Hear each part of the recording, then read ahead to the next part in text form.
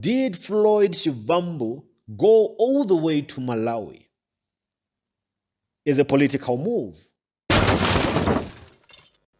So in Mkhonto we see that the primary focus now is MK's revolutionary path to state power. 2, we must define as activists, as structures of Mkhonto we see, as to who are our domestic, strategic, and tactical friends. So as a branch of Mkhonto we Sizwe, as a sub-region of Mkhonto we Sizwe, as a region of Mkhonto we Sizwe, you must sit down and talk who are the people we should have strategic and tactical alliances with. Which ones? Here in Johannesburg, here in Gauteng province, Comrade Convener, you must know which are the largest black constituted institutions and formations here in Gauteng province. There's a gathering in Zubercom this coming Easter. There's a gathering in Orlando Stadium this coming Easter. Or did Floyd Shivambu go all the way to Malawi as a political move? Or one might be wondering, how can this be a political move? I'm sure we can both agree that Bushiri is one of the most popular men in South Africa. He's one of the men with quite an influence in the land of South Africa. Not only South Africa, and Malawi as well.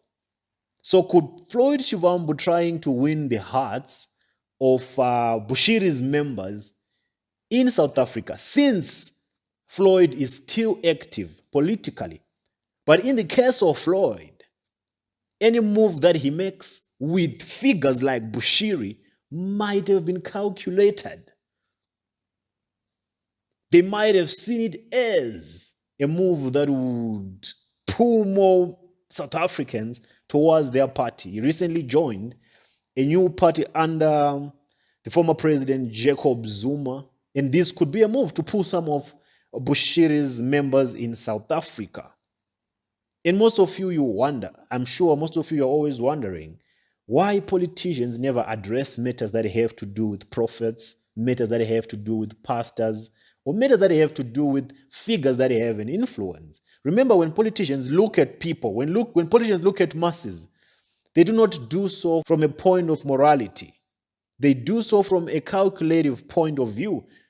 They see votes. They see voters. So anything they say and anything that they do, it must not affect their ability to pull numbers. So what is the role of Mkhonto we Sizwe in those gatherings, and what are those gatherings? There are so many gatherings that are taking place where our people are. What is the strategic and tactical relationship that Mkhonto we Sizwe is going to have with all these formations of black people? And in our characterization of the domestic, strategic and tactical alliances and friends, we even took time to give characterization of other political formations. Some are enemy forces, some are contested opponents. And you know, you must understand that an enemy you crush, but an opponent you persuade to see things the way you see them. That is what we learn from President Zuma. He says that even in Pimpi, even Untlanyo, just persuade that this is the direction we are taking as a movement. We must not be impatient with anyone. We must be able to relate with each other. That is what we learn from our Commander General, Commander Mhlanganyelwa Gedlehlekisa Zuma. So Yeah, there's those things. We know that even your Ubaba said we visited Bushiri. Bushiri was a big man during his time in South Africa. He is bigger now. He might not be as big to the rest of South Africans outside his church, but he's bigger now. I'm telling you, the things that he's doing in Malawi, building a smart city and all of those things that he's doing, donations and building schools and all of those things. The things that he's doing in Malawi is very big. So now you find a situation where you ask yourself, where do we draw this line? Where do we draw this line of freedoms? Many people will say Zelensky is not welcome in South Africa, but Putin is. Other people will say, no, Putin is not allowed here. Zelensky is. Other people will say, don't go and visit the people in Israel. We saw that the what you call the Pathetic Alliance and the Democratic Alliance were in Israel.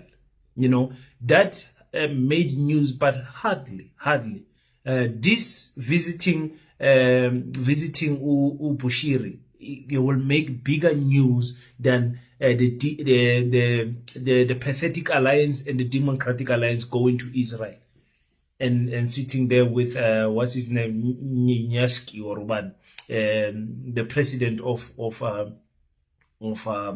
Israel. The people who are committing genocide against killing the people of Gaza there, and you ask yourself in Palestine. Now you ask yourself, which one is bigger? Which one? South Africa has went to the international court and took Israel to court for genocide. South Africa is seeking for Bushiri to come back and answer questions here, so that visit amongst black people will make black people more angry than the one of Israel. Do you guys understand what I'm saying? We pick and choose what makes us angry, what makes us happy, because like I said, religion and politics divides us like nobody's business. So you'll have people passionately attacking Bushiri on Tenyo. The AfriForum goes out to the world and puts South Africa in problems by spreading misinformation about South Africa. People are angry, but not really. They won't do anything. I heard Sophie when I was busy preparing for this video. Sophie from SABC, the international reporter, she's saying that the police should question Bushiri. And I'm like, what? The police should question Floyd Shivambu for visiting Bushiri. The same police who did not question those ones who went to Israel. The same police who did not question those who went to America and spreading misinformation about South Africa. They must question someone for attending a church service. No, this is rubbish. No. We cannot choose who we like and hate in the face of the law. There's things that are legal and there's things that are illegal. It is not illegal to do what Floyd Shivambu has done. Me and you. The most important person in the world is the storyteller. The storyteller sets the vision, values, and agenda of an entire generation to come. Steve Jobs.